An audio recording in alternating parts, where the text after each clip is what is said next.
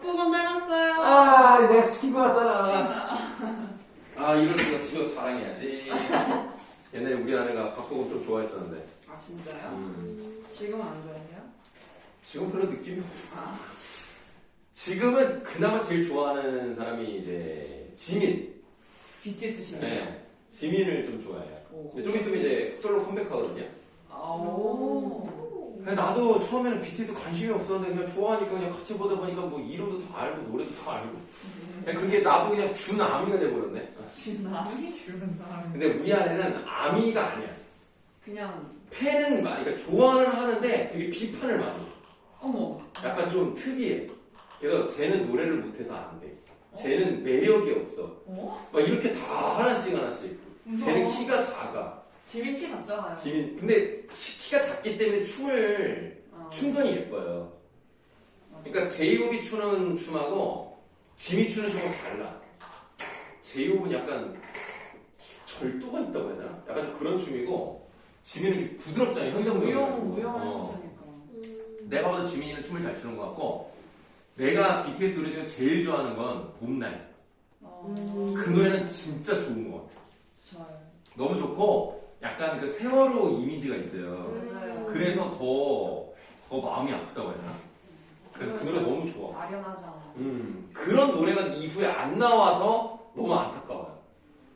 그런 노래. BTS가 어느 순간 약간 팝으로만 가서 좀 그게 좀 맞아. 걸려. 다이너마이트부터 시작해가지고 버터랑. 맞아. 난 버터 별로 안 좋아. 저도 안 좋아요. 차라리 다이너마이트가 나아. 버터보다는.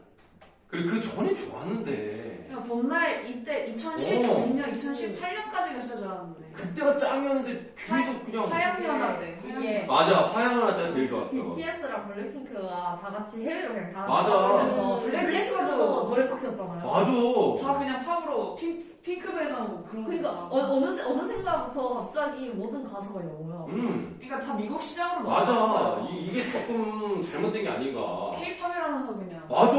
그냥 K-팝 같은 느낌이 없잖아. 그냥 대충 한복 입고 뛰면은 K-팝. 진짜 어이없어. 아니, 그니까, 저기는 괜찮았어요. 온 자체가 노래가 그렇게 좋은 건 아니었어도, 그, 뭐라 그러냐, 그, 배경 바탕? 거기까지 괜찮았거든요?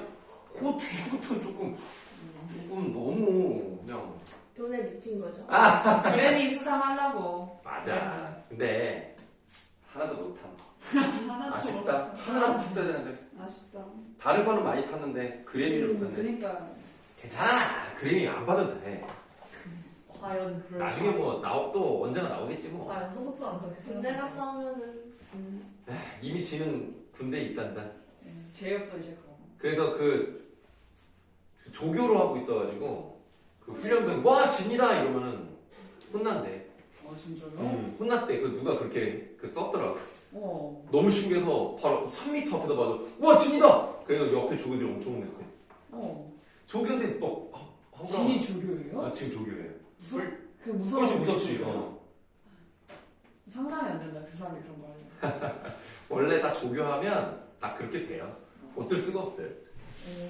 자, 우리 이제 그런데부터 읽으면 되겠습니다. 그런데 네, 그런데 앞에다가 사선을 2개를 그어줄게요. 이거는 뭐를 표현한 거냐면 이 앞에 배하연구의 자유를 보장해야 된다는 입장이 있다면 그와 반대되는 입장도 있을 거죠? 네, 그걸 한번 볼 건데요. 네, 이런 주장을 비판하는 입장에서는 인간 배하 복제 앞에다가는 이렇게 대괄호 열도록 하겠습니다. 인간 배하 복제를 초래할 수 있는 연구에 엄격한 사회적 규제를 가해야 한다고 주장한다. 받아보도록 할게요. 이 대괄호 친 부분은 배하 연구를 규제해야 한다. 이런 주장에 해당된다 보시면 되겠습니다. 그러면 이것도 마찬가지로 근거가 있어야 되겠죠? 이들은 인간 배하 복제 앞에 꺽쇠 인간 배하 복제가 엄연한 생명체인 배하를 조작하고 실험하고 죽이는 이를 연해 비도덕적 행위를 수반하고 놔두시면 되겠어요. 이게 이제 근거 1번이 되겠어요. 그러니까 배하도 결국은 생명이다라고 보는 거죠. 자, 연구의 자유로는 미명에 허용될 수 없는 일이라고 본다. 아울러 이들은 만약 앞에 또 꺽쇠 만약 인간 배아 복제를 허용하게 된다면 이는 곧 인간 개체 복제, 즉 인간 복제로 나아가게 되는 길을 열어주게 될 것 하고 닫아보시면 여기 두 번째 근거가 되겠습니다. 그러니까 배아도 일단 생명으로 봐야 되는데 그것을 허용하게 되면 나중에 진짜 인간 복제까지 갈 수 있지 않느냐. 그러니까 아예 싹을 잘라야 된다 라고 주장을 하죠. 다음 문단. 이상에서 살펴본 바와 같이 생명 복제를 둘러싼 밑줄 논쟁의 이면에는 연구의 자유를 어떻게 볼 것인가 하는 쟁점이 자리하고 있어요. 자, 이처럼 과학연구의 자유와 한계를 어디까지로 설정할 것인가 하는 문제는 과학연구에서 매우 중요한 논란거리가 되어왔다. 학문 및 연구를 하는데 일체의 외부 간섭으로부터 자유로울 때 진리에 가장 잘 접근할 수 있다는 믿음은 오랫동안 이어져 왔다. 20세기 중반에 이르기까지 과학자 공동체는 자율성을 바탕으로 운영되었으며 과학자들이 연구의 자유를 만끽할 수 있어야 과학의 진보가 이루어질 수 있다는 생각이 강력하게 유지되었다. 과학을 해서 또 각진가로 할게요. 각진가로를 했기 때문에 당연히 어느 쪽? 이쪽. 자유를 보장해야 된다는 쪽인데요. 과학은 그 성격상 사회로부터 분리된 특수한 영역으로 객관적인 진리 탐구를 주된 활동으로 삼기 때문에 사회와는 무관하고 따라서 사회의 통제에서 벗어나는 것이 바람직하다. 받으세요. 예, 각진가로 친구로 그거예요. 자유를 보장해야 된다. 이런 생각이 과학자 공동체의 전통적 믿음이었다. 과학자 공동체의 자율성에 대한 이러한 인식이 확산되고 제2차 세계대전을 거치면서 과학과 사회 사이에 일종의 사회계약이 맺어진다. 국가는 과학이 사회의 기관이었던 농업, 의료 및 군사 부문의 성장, 즉 전반적으로 공공이익의 극대화에 기여할 것을 기대하며 과학에 지원을 해주고 과학자 공동체의 자율성을 존중하는 정책을 취하기로 한 것이다. 이를 과학과 사회 사이에 메모하시면 돼요. 제1차 사회계약. 자, 그럼 제1차 사회계약은 어떤 의미를 가지고 있고 어떤 내용이 있는지 밑줄을 하도록 하겠습니다. 국가가 과학 연구를 규제하지 않고 오로지 지원만 함으로써 과학 연구의 성과가 극대화될 수 있다. 규제하면 안 되고요. 하고 싶은 거 다 하도록 계속 지원만 해주면 돼요. 자, 그런 제1차 사회계약에 따라 전후 미국의 과학자 공동체는 국립과학재단, 국립보건연구원 등의 정부 기관을 통해 엄청난 규모의 연구비를 지원받게 되었다. 이것은 미국만이 아니라 다른 서구 선진국에도 거의 보편적으로 나타나는 현상이었다. 대부분의 나라에서는 학문 및 연구의 자유를 헌법으로 인정하고 있으며 그에 따라 기본적으로 학문 및 연구의 자유에 대한 외부적 규제를 적절하지 않은 것으로 보고 있다. 우리나라도 학문의 자유를 헌법으로 보장하고 있어요. 밑줄합니다. 헌법 제22조 제1항은 모든 국민은 학문과 예술의 자유를 가진다고 규정함으로써 학문의 자유를 헌법에 근거한 기본권으로 보장하고 있다. 그러면 헌법 제22조 1항을 근거로 한다는 것은 자유를 보장해야 된다는 근거로서 사용될 수 있겠죠?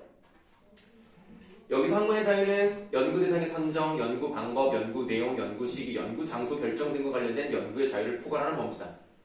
학문의 자유에 대한 이 헌법 조항은 밑줄 학문 활동이 국가 권력으로부터 자유로운 영역임을 의미하는 것으로 이해되고 있어요. 그렇구나. 어려운 건 없어요. 자, 왜냐하면 학문 활동이란 기본적으로 인간 정신의 자유로운 추구를 기반으로 하므로 학문을 수행하는 개인의 인격적이고 자율적인 책임을 핵심을 하기 때문이다. 뭐 어려운 내용 없고 그냥 빠르빠르 가면 돼요. 자, 그러면 지금까지는 자유를 보장해야 된다 이런 얘기가 나왔는데 밑에 그림을 보니까 거기 제일 큰 그림쯤 뭐 나왔죠? 무슨 폭탄이에요? 원자 폭탄입니다. 전 세계에서 원자 폭탄이 떨어진 나라는 어디밖에 없어요? 일본밖에 없어요. 딱 2번 떨어졌고 그 이후로는 사용되지 않았습니다. 무시무시하죠. 네, 그러니까 그렇게 나쁜 마음 먹으면 안 돼요. 물론 이거 떨어져서 죽은 사람들은 개인적으로는 좀 안타까울 수 있겠습니다만 이게 다 일본 정치인들 때문입니다. 자, 한번 읽어볼게요. 자, 그렇다면 과학연구의 자유는 무제한적으로 보장되어야 하는 것인가? 혹여 과학연구로 말미암아 전에 어떤 위험이 발생한다고 해도 과학의 진보를 위해서는 그 연구를 허용해야 하는가? 이러한 질문들에 현재 많은 법학자들 내놓으세요. 얘네들은 어느 입장인가 봐봐. 연구의 자유는 민주사회에서 충분히 보장받아야 하는 중요한 기본권의 하나이긴 하지만 그렇다고 밑줄 연구의 자유가 무제한적으로 보장될 수는 없는 일이다 라고 얘기한단 말이에요. 여러분들 혹시 스크린 쿼터라는 거 알아요? 스크린 쿼터제. 쿼터라고 했으니까 4분의 1은 아니고요. 어느 정도의 비율을 두는 건데요. 스크린이니까 어떤 거랑 관련돼 있을까요? 어떤 산업이랑? 영어요? 영화 산업에서 1년에 5분의 1 정도는요, 꼭 우리나라 영화를 상영해야 된다는 규정이 있어요. 그러니까 365를 5로 나누면 며칠입니까? 73. 73일은 무조건 우리나라 영화를 상영해야 돼요. 외국 영화가 돈이 잘 되는 경우가 많잖아요. 예를 들면 마블 영화만 하더라도 엄청난 돈이 들어가고, 뭐 어벤져스 시리즈라던가 아니면 물의 길 같은 뭐 아바타 시리즈 이런 것들 진짜 사람들이 많이 뭐 1000만 명 이상 본단 말이에요. 이런 영화들에 비하면 우리나라 영화는 좀 규모가 작거든요. 제작비도 적게 들어가고. 그럼 아무래도 이제 상대가 안 되는 경우가 많기 때문에 우리나라 영화를 그렇게 냈다 보면 아무래도 아무도 상영을 안 하려고 할 수 있으면 우리나라 영화 사업이 망할 수 있잖아요. 그거를 방지하기 위해서 무조건 5분의 1 정도는 상영을 해야 된다. 그러면 영화관을 운영하는 사람 입장에서는 나는 싫은데 나는 외국 영화를 하고 싶어도 그게 돈이 더 많이 될 것 같은데, 그렇다는 것은 그 사람의 기본권을 어떻게 하는 겁니까? 침해하는 거죠. 하지만 기본권을 침해하는 것과 공공복리를 증진시키는 것, 이 둘을 비교해 봤을 때 어느 정도 그러니까 비율을 좀 맞춰놓으면 어느 정도의 침해와 어느 정도의 공공복리 증진은 약간 맞물려 들어갈 수 있는 거거든요. 마찬가지로 지금 여기서 보시면 연구의 자유를 침해하면 안 되지만 무조건적으로 다 보장할 수는 없다. 어느 정도, 예를 들면 아까 말했던 공공복리와 인간의 존엄성 이런 것들과 관련해서는 어느 정도는 침해받는 것도 인정된다. 이 얘기를 하고 있는 겁니다. 연구의 자유라는 가치는 다른 모든 가치들을 희생하면서까지 보장되어야 하는 절대적 가치는 아니라는 겁니다. 즉 연구의 앞에다가 대괄호 열어요. 대괄호 여는 것은 규제해야 된다는 쪽이에요. 연구의 자유도 생명, 신체, 자기결정과 인간의 존엄에 위배되지 않는 한도 내에서 보장되어야 한다는 점에서 내재적 한계를 지니고 있다. 놔두시면 되겠습니다. 요거 이제 바로 규제의 필요성을 주장하는 거죠. 옛날에는 특히 미국 같은 데서는 과학을 그냥 아까 말씀드린 것처럼 무조건적인 지원을 해야 돼. 그래야 발전할 수 있다고 믿었단 말이에요. 그래서 옛날에 이상한 실험도 많았어요. 그런 거 있죠? 벽으로 가려놓고 이쪽에 있는 사람한테 시켜. 이 버튼을 눌러라. 그럼 버튼을 눌러 처음에. 누르니까 저쪽에서 으악! 그러는 거야. 안 보이는 저 벽 너머로. 이거 뭐냐 그랬더니 그냥 물어보지 말고 그냥 누르라고 막 시키는 거야. 이거를 끝까지 다 해야 오늘 약속한 돈을 주겠다는 거야. 왜냐면 실험을 하면 아무래도 돈을 줘야 될 거 아니에요. 실험에 참여하는 그 참가비를. 그럼 이제 두 번째를 눌러도 더 세죠. 와! 막 이래. 예를 들면 10번을 눌러야 되는데 사람들이 막 미치는 거야. 이거 어떡하지? 눌러야 되나? 말아야 되나? 막 고민하는 거예요. 그래서 끝까지 누르는 사람도 있지만 중간에 다 포기하는 거야. 내가 이거 누르면 저 사람이 막 그만하세요! 막 이런단 말이야. 막. 끝까지 누른 사람은 끝까지 누르는 사람도 있대. 아니 뭘 하냐 자기는. 돈만 받다가. 근데 실제로 아픈 건 아니고 연기를 하는 거예요. 저쪽에서. 그러니까 나는 모르는 거지. 누르는 사람은. 그러니까 이거에 굉장히 스트레스를 많이 받고 이걸 내가 인간으로서 해야 되는 건가? 말아야 되나? 그래서 중간에 그만둔 사람도 굉장히 그 후유증이 컸다 그러더라고요. 내가 이런 사람밖에 안 되는 거야. 나 돈 때문에 이거를 눌러야 된다 해서 굉장히 마음이 많이 아프고 약간 그 우울해지고 그런 실험 같은 걸 많이 했어요. 옛날에. 그러니까 그런 것들을 보면은 연구라는 것이 다 올바른 건 아니거든요.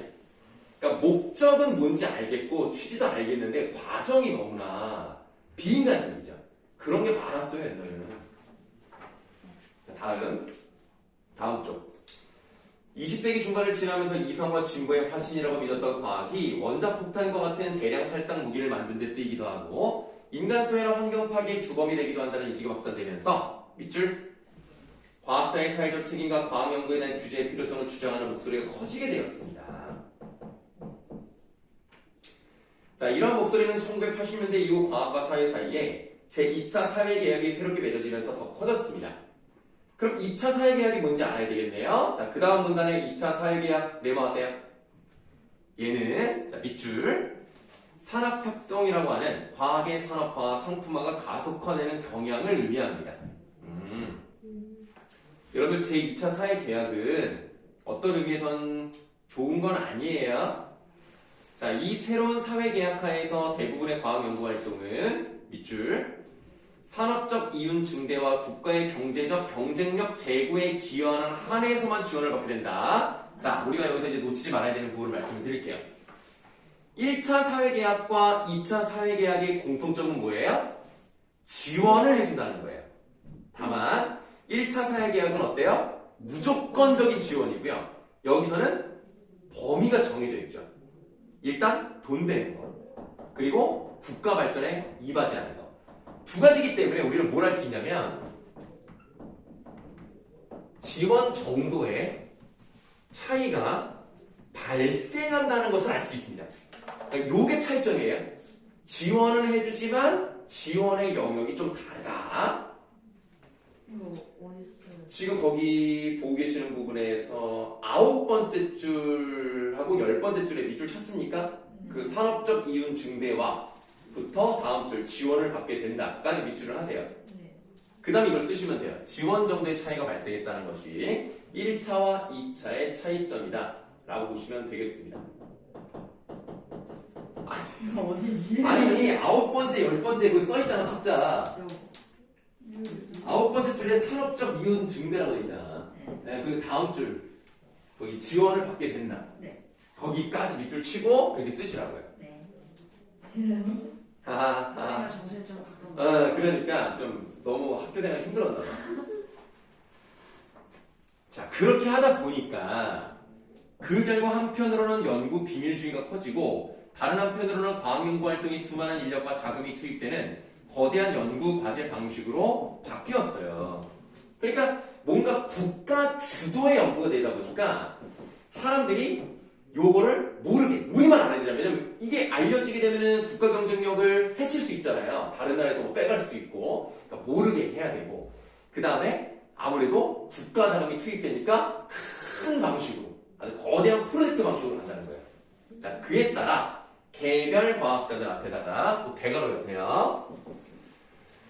개별 과학자들이 복잡하고 거대한 연구 과정 속에서 극히 일부분만을 담당하게 되어 전체 연구 내용을 파악하고 자주적으로 통제할 수 있는 여지가 사라지게 되었다. 받아보세요.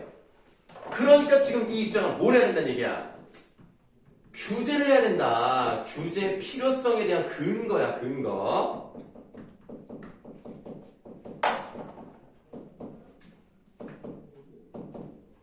옛날엔 말이야. 여러분들 뭐 쉽게 말하면 에디슨 같은 사람도요.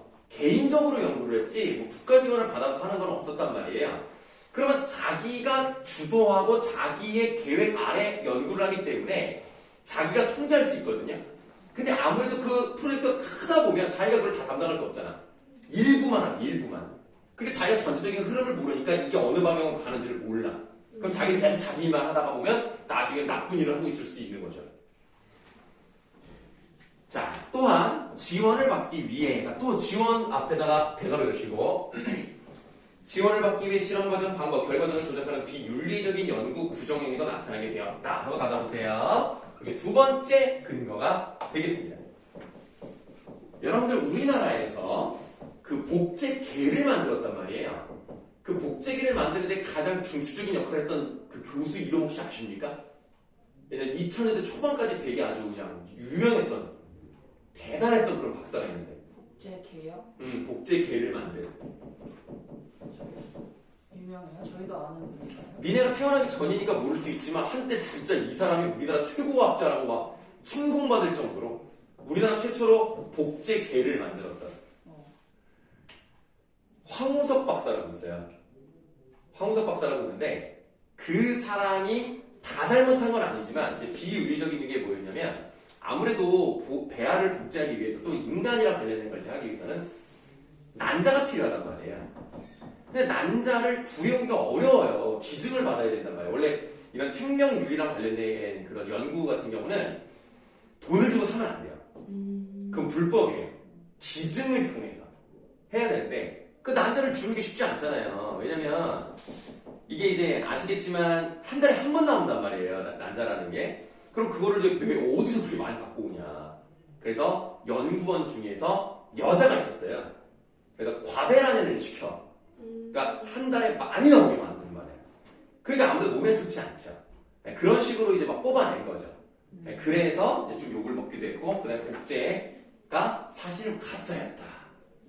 예, 그런 얘기도 있었고 진짜도 있지만 아닌 것도 있었기 때문에 예, 그래서 나중에는 그냥 몰락을 해버렸어요. 예, 그런 사람이 있었습니다. 예, 그런 경우가 나오는 거예요. 이렇게. 자, 요컨대 이 제2차 사회계약은 대부분의 과학 연구 활동을 더 이상 객관적인 진리만을 탐구하는 순수한 학술 활동에 머무르지 않게 됩니다. 그 결과 밑줄 20세기 중반까지 널리 퍼져 있던 과학 연구의 자유가 절대적으로 보장되어야 한다는 담론은 점차 퇴조했어요. 좀 사라지게 됐다. 자, 그리고 과학 연구의 자유가 중요하기는 하지만 밑줄 과학 연구도 경우에 따라서는 규제되어야 하며 과학자의 윤리의식과 사회적 책임의식이 중요하다는 담론이 사회적으로 널리 받아들여지게 되었습니다. 그렇구나. 자, 지금까지 본 바와 같이 과학연구 방식의 변화와 더불어 연구의 자유는 절대적인 것이 아니므로 경우에 따라서는 과학연구에도 일정한 수준의 사회적 규제를 가해야 한다는 생각이 설득력을 얻게 되었다. 그러나 외부의 부적절한 간섭을 받지 않고 연구를 수행할 자유 역시 매우 중요하게 추구해야 할 기본권이자 가치라는 점도 절대로 간과해서는 안 된다. 따라서 과학연구의 절대적인 자유냐 규제냐는 이분법에서 벗어나 밑줄하세요. 사회적 공동선을 위해 과학연구의 자유와 그에 대한 규제를 어떻게 적절하게 조화시킬 것인가에 대한 우리의 지혜를 모아야 한다. 이렇게 끝났잖아요. 이 글은 논설문이에요. 그러니까 주장하는 글은 맞는데 둘 중에 어느 쪽으로 가야 된다는 주장하는 건 아닙니다. 어느 쪽이 맞는지에 대해서 우리가 여러 토론과 과정을 통해서 좋은 방향을 찾아야 된 대로 끝나기 때문에 어느 한쪽을 편들지 않습니다. 그걸 좀 조심하셔야 되겠어요. 예, 뭐 재미없는데요. 이제 해봤습니다.